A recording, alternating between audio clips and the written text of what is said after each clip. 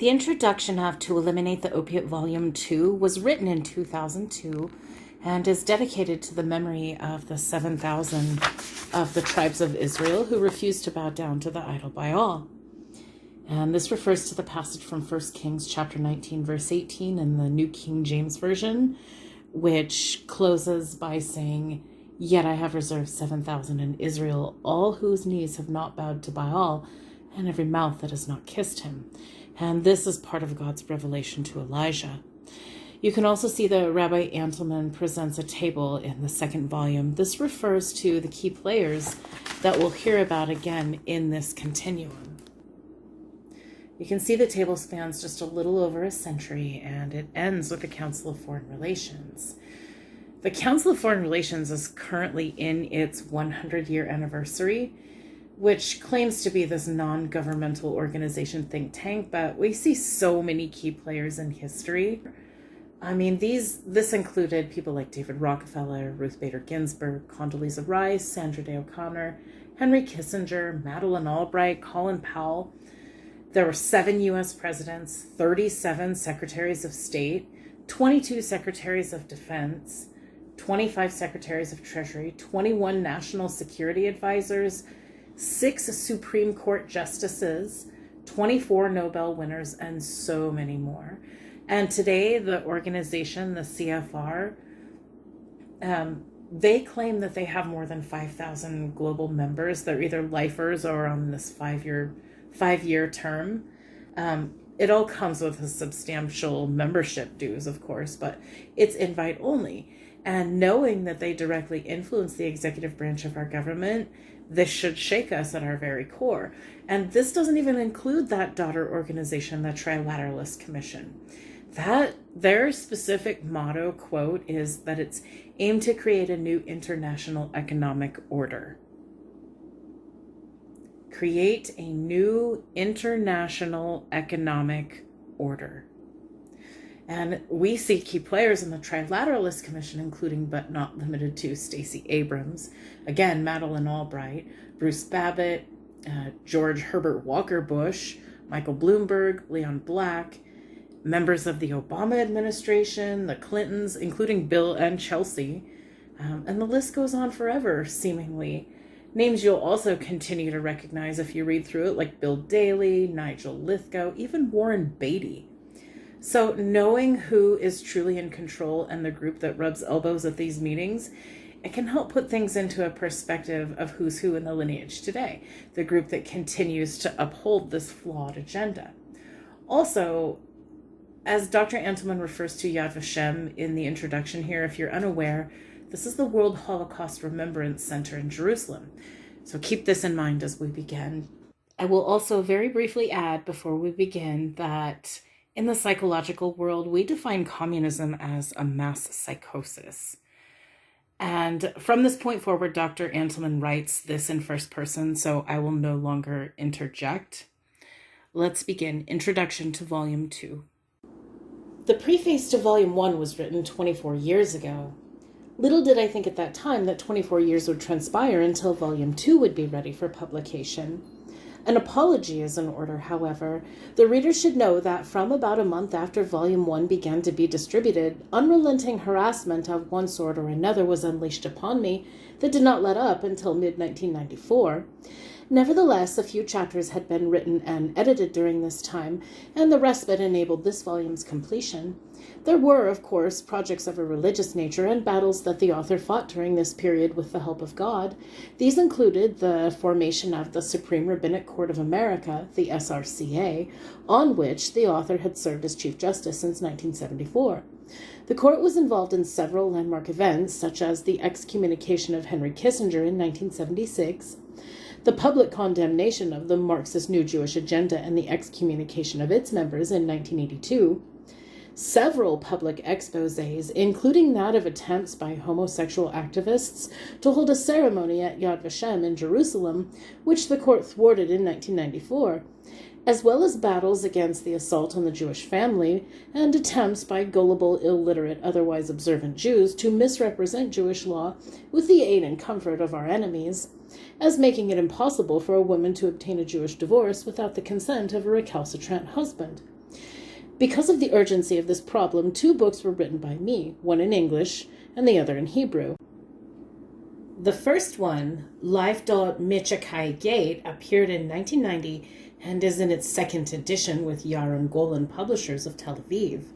The English one, entitled The Great Aguna Debate, appeared in February of 1998 and is distributed by the court.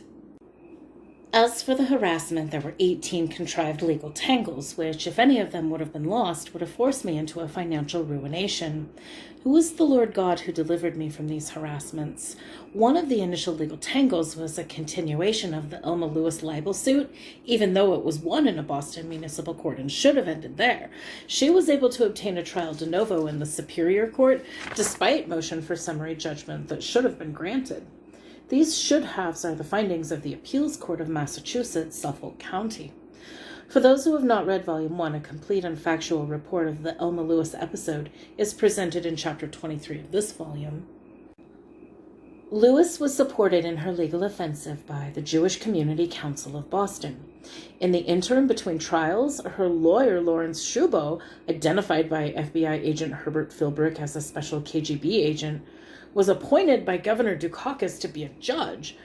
Her new counsel was Alan Hoffman, a former U.S. attorney who could convince a jury that their own mothers were criminals. Over 5 years had elapsed between the previous trial and the 1978 Superior Court jury trial. However, as the set trial date of Suffolk County Superior Court case number 666444 drew near, it became clear to me that any lawyer approached for a jury trial would demand a retainer of $30,000 to $40,000, a sum which would have pushed me into bankruptcy at that time. In the interim period, I hosted and coordinated fundraising activities at my house for 2 rabbis affiliated with Al-Tidam, the organization founded by the late Rabbi Harry Bronstein, which was involved in clandestine underground activities in the USSR to help Soviet Jewry maintain their Jewish identity and help them financially, and which aids them openly today. Among their projects were mass circumcisions in secluded places. One of the rabbis, Gedaliah Fleer, later became famous for his English renditions of the teachings of Rabbi Nachman of Bratslav. The rabbis were concerned with my predicament and explained to me that, according to Rabbi Nachman's Likitu Moharan, the challenge of Elma Lewis is to be viewed as a test of God to awaken me from a certain lethargic complacency and to discover hidden talents I never knew I had. "You are the Chief Justice of a rabbinical court," they said. "Don't you realize that with your training in the area of Choshen HaMishpat and with your advanced ordination as a judge as well as rabbi, that American jurisprudence cannot even compare to the nuances and complexities of ours?" They advised me to handle the case pro se, to get to a law library and start studying American law, and to remember that the cross-examination of witnesses in Jewish law is far superior to that in the secular courts. They also stated that I would win because God was on my side. I might lose a battle in court, but not the war. I therefore took their advice to heart and spent nights at the Boston University Law Library on Commonwealth Avenue reading law books. When the trial opened, to my amazement, I was functioning as a lawyer. Nevertheless, there were people helping me, including a then recently admitted member of the bar who was corporate counsel for my Rhode Island corporation, but could not practice in Massachusetts, as well as the legendary Andrew Melichinsky of Constitutional Revival. While people remarked that when I was through with cross-examining witnesses, most were shaking like a leaf, Hoffman was good at strategies to prevent my witnesses from testifying. For example, his filibuster prevented a witness who was flown in from New York from testifying about an undercover investigation of Elma Lewis's school, and he obtained a voir dire exclusion of the late Nathaniel Denman, civil rights expert, who had proof that Lewis was perjuring herself at the trial. The jury found for Lewis for $62,000, not the $500,000 she demanded, alleging that she had lost this in lecture fees at the dramatics department at Brandeis University. This allegation was based on perjured testimony to a jury that Hoffman had convinced that Lewis was not a public figure. In any event, this argument did not stand when the case was appealed. In the fall of 1981, as predicted by the Al-Tidam rabbis, the dust had finally settled on the 11-year battle with Lewis and the self-hating Jews who backed her. The appeals court that had decided in my favor in 1980 was now backed by the Supreme Judicial Court, making the score 3-1. We had one in 3 courts and she in 1. To the chagrin and humiliation of the self-identity hating Jews, Elma finally showed her true colors in a Boston Globe interview regarding the notorious anti-Semite Louis Farrakhan. The paper said that Lewis, quote, considered Farrakhan a brother. Lewis said that her mother took keen interest in the youth and treated him as a friend of the family. Boston Globe, February 5th, 1984. Furthermore, in 1992, a book co-authored by Professor Hillel Levine and Lawrence Harmon entitled The Death of an American Jewish Community, Free Press, New York, was published. Its focus was the destruction of Boston's inner-city Jewish community neighborhoods, Mattapan and Dorchester. It had a separate chapter entitled The Gift, which exposed and documented Elma Lewis's blackmail. It documented how at 5 a.m, the CEO of Grossman's Lumber was awoken in his hotel room in downtown Boston by 3 blacks and told to turn the building over to them in his capacity as an officer of the Combined Jewish Philanthropies, CJP, or the building would be burnt down with the Jews in it.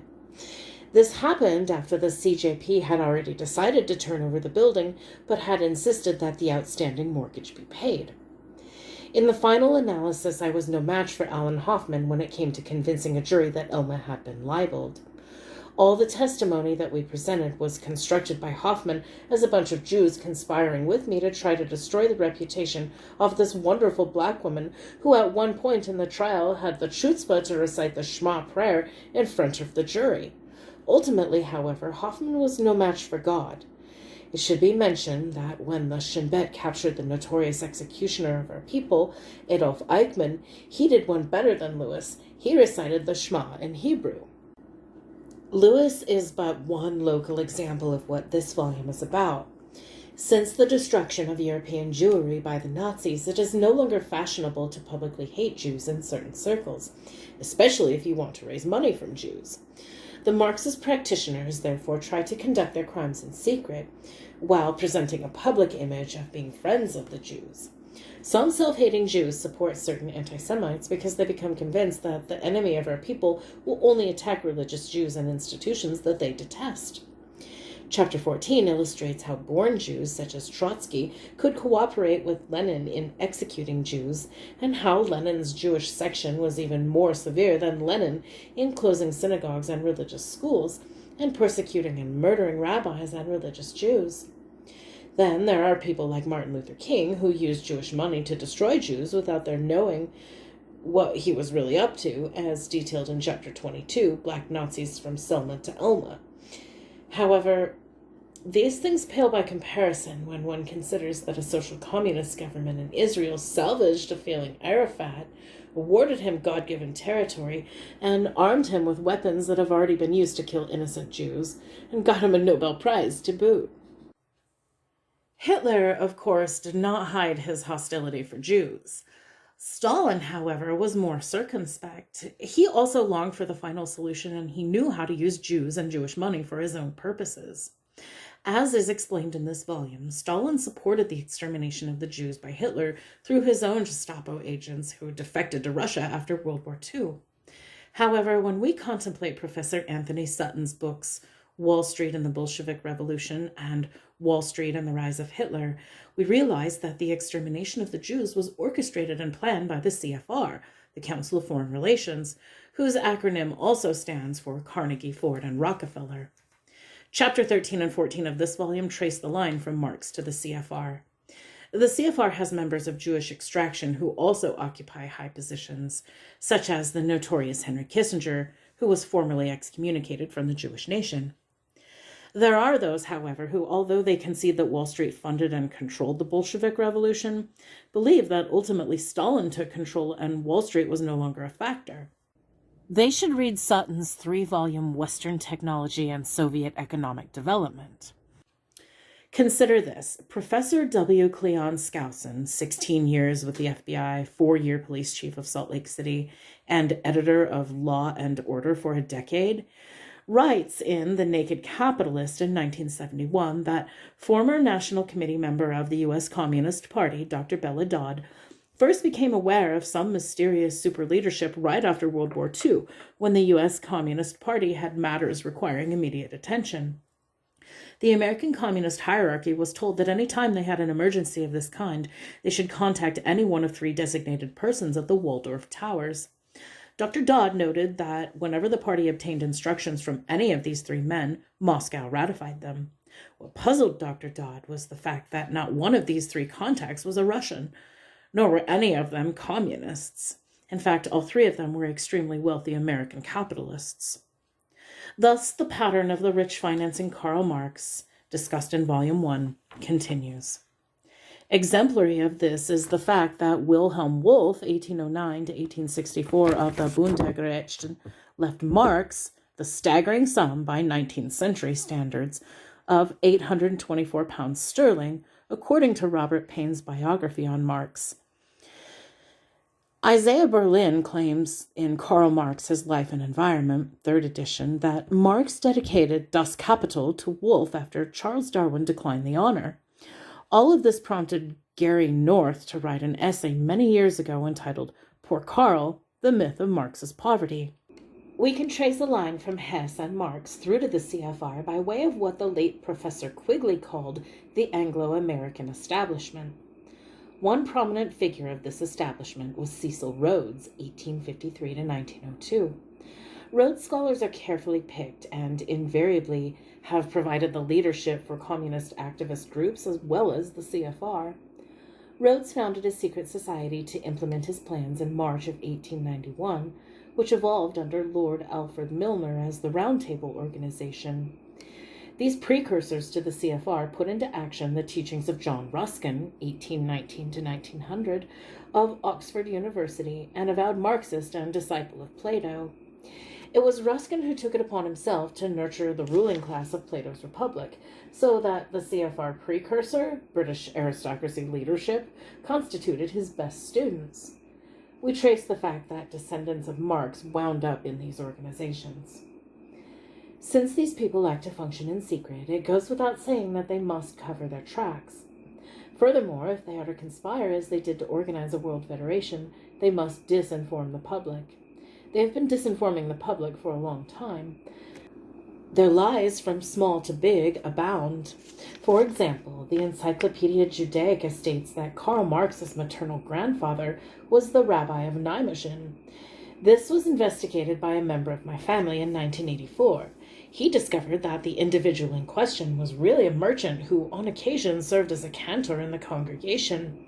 The source of the information, a Jewish museum there, later sent written verification of this newly disclosed fact and added that Marx's maternal aunt married Lion Philips, a prominent Dutch banker and founder of today's Philips electronic giant of the Netherlands.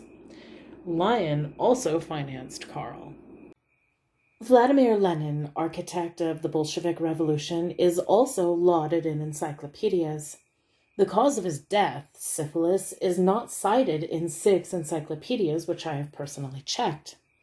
Even more insidious is the cover-up of the excommunication of Rabbi Jonathan Eibeshütz, 1690 to 1764, excommunicated on 20 Sivan 1756 by the Vayad Arba Aratzot, the Supreme Rabbinic Court of European Jewry. The reason cited in the proceedings was seduction to Sabbatean Frankist idolatry. His books were banned. It is to the credit of the Vayad that they conceded in their ban that 3 years earlier they had exonerated Eibeshütz of these charges because of political, financial, and family pressures. The seduction to idolatry charge is rooted in the Torah. The punishment is death.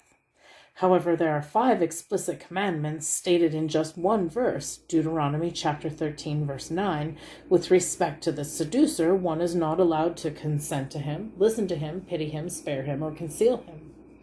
These commandments apply at all times. Accordingly, anyone claiming that Eibeshütz's Sabbateanism is no longer relevant is mistaken. The Sabbateans succeeded in having his book on Jewish law and homiletics accepted. They suppressed the history of the excommunication.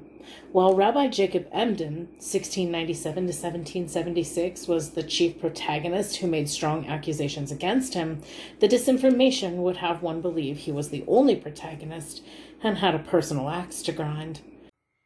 Accordingly, should someone claim that he is representing the ideological position of Rabbi Emden, the Sabbateans would attempt to dissuade him with a story they invented that reflects their arrogant attitude towards religious Jews, whom they regard as stupid enough to believe this anachronistic tale. Here is a synopsis of the full story, which appears in the Sareh Hamea, Volume 1, page 189.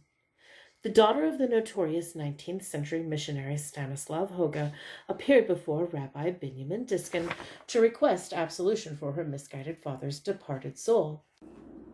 Her father had become a missionary as fulfillment of a curse by Eibeshütz against Hoga's father, who had ghostwritten books, especially Akitsat Akran, which attacks Eibeshütz very harshly.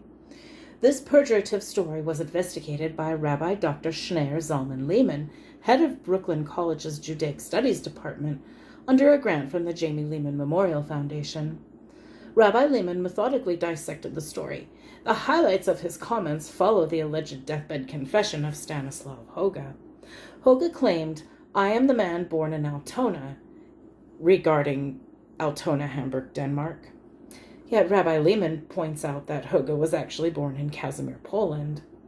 Hoga also claimed that my father was among the right-hand men of Rabbi Emden in his bitter war against Eibeshütz, and Rabbi Lehman notes that Hoga's father was a Hasid of the Seer of Lublin in Poland, where he resided from his birth to his death in a different era. Hoga also stated that most of the attacks against Eibeshütz published by Emden's publishing house were written by my father. And Rabbi Lehman notes that Emden wrote all his books by himself with nominal assistance of his students. The purpose of this portion of the story is to cast aspersion on the veracity of the attacks. Hoga also claimed that the book was written by my father and was completed on the day of my circumcision. And Rabbi Lehman points out that Emden wrote the book alone and it was completed in 1753, 38 years before Hoga was born in 1791. Eibeshütz died in 1764 and Emden in 1776. Hoga's father was born on January 4th, 1751, and was 2 years old when Akitsat Akran appeared. This story is designed to discourage anyone from getting involved in investigating Eibeshütz, since it posits a punishment for those that do. In the summer of 1974, following the publication of To Eliminate the Opiate Volume 1, a complaint was lodged with the Massachusetts Council of Rabbis against me for disparaging remarks concerning Eibeshütz that appeared in the book. There were 3 other Orthodox rabbis in Massachusetts who held that Eibeshütz was a Sabbatean and subscribed to this view in public. They are all deceased today, but were never prosecuted. They were also professors in academia: Yitzchak Twertsky, Marvin Fox, and Alexander Altman. The 2 moving parties of the council are also deceased. Objective, knowledgeable observers are of the opinion that the book rattled the Jewish establishment, and the best way to discredit me was to make it appear that I was a heretic with respect to authentic Judaism for disparaging a Talmudic scholar. In the interim, the Supreme Rabbinic Court of America had been founded and was in the process of being organized. As the court's Chief Justice, I informed the Secretary that there was no point in having an alleged heretic on the court, let alone acting as its head. He arranged, according to the principles of Jewish law, to have the venue changed. He submitted the complaint documents to the Ecclesiastical Court of Orthodox Jews of Los Angeles. The decision of this case is reprinted in its entirety in a Hebrew book I wrote on Eibeshütz entitled Bachar Satan, which means Satan's heir, for this was the term utilized by the court against Eibeshütz when they excommunicated him. Here are some excerpts of the Los Angeles court's decision by its late Chief Justice Rabbi Chaim Uri Etner, a disciple of the famous sage Shafetz Chaim, exonerating me of heresy in accordance with Jewish law. The decision was issued on April 4th, 1976, and years later was construed as an endorsement for Bachar Satan. Rabbi Antleman based his accusations on the writings of Professor Gershom Scholem, an authority on Kabbalic history. Professor Scholem based his writings on newly discovered documents. Also, Rabbi David Kane, a reliable historian of the 19th century who did thorough research on the subject, came to the same conclusions. Rabbi Antleman's work is enlightening to the Jewish reader of the dangers of Reform, conservative, and Jewish communist movements. The Reform and conservative movements are the growing cancer of the Jewish body. As I see it, there are thousands of Jewish men and women in our country who follow the Reform or conservative movements, not knowing how non-Jewish and anti-Jewish these movements are. I have expressed on many occasions, orally and in writing, that I regret very much the fact that the great Rosh Yeshiva failed to concentrate, to organize campaigns, to enlighten the Jewish masses of the danger of reform movements. Rabbi Antleman, therefore, really deserves praise from every serious-minded Orthodox Jew.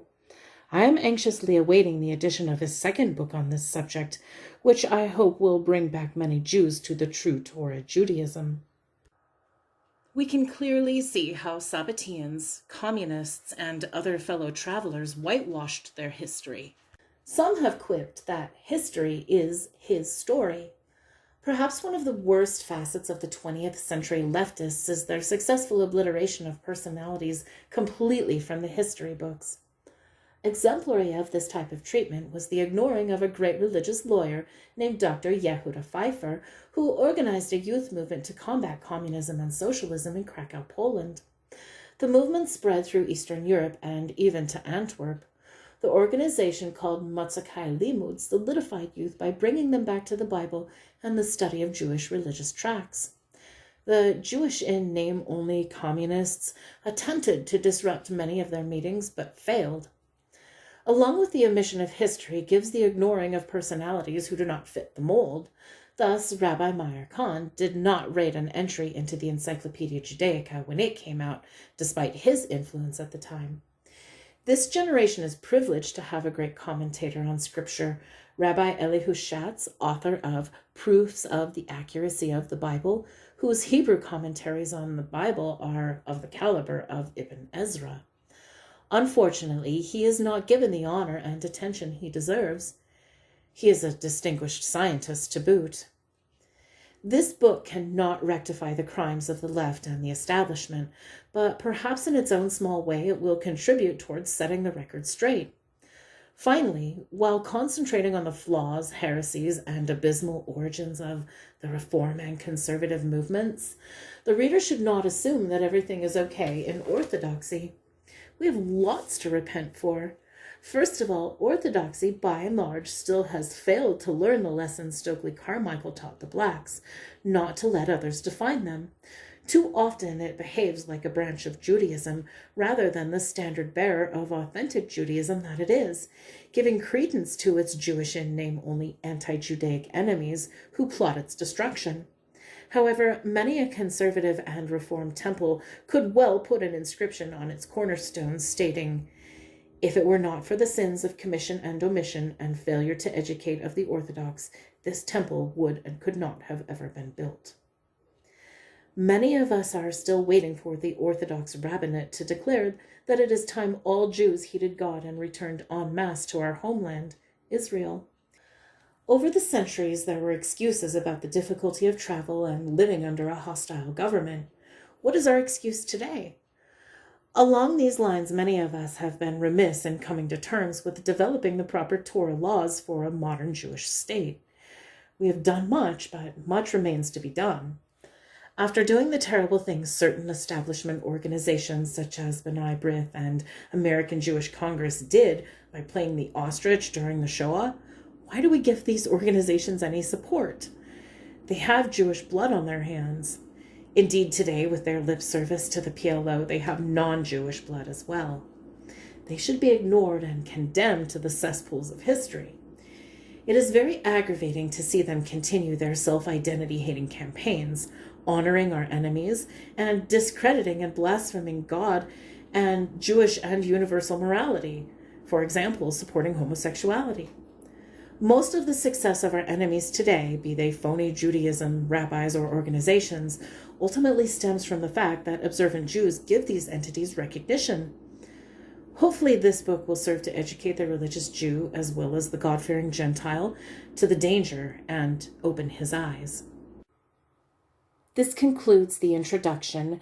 We'll move right into Chapter 13 next, entitled Marx, Hess, and Project Eyescander. I was able to locate a free downloadable PDF version, and if you want to read along or read ahead, I am in no way affiliated with Project Avalon, but I did check this version for completion, and it is in its entirety. So for your own copy, you can find the link below.